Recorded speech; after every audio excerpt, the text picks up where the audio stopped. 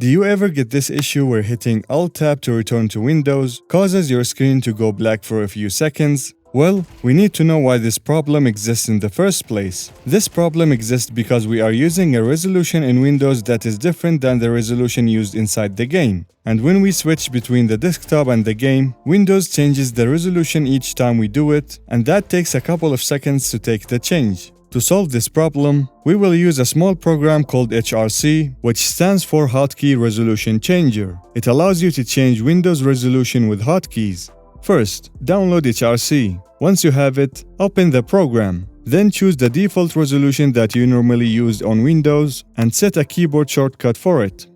Then choose your in-game resolution that you play at and set another keyboard shortcut for it as well. Now you're good to go. Now whenever you want to play the game, press the shortcut for your in-game resolution. This will change Windows resolution to match your game's resolution, letting you switch between the desktop and the game instantly without any delay. When you're done gaming, use the shortcut to switch back to your normal Windows resolution. I hope this video was helpful. Happy gaming, and I will see you in the next one. Peace.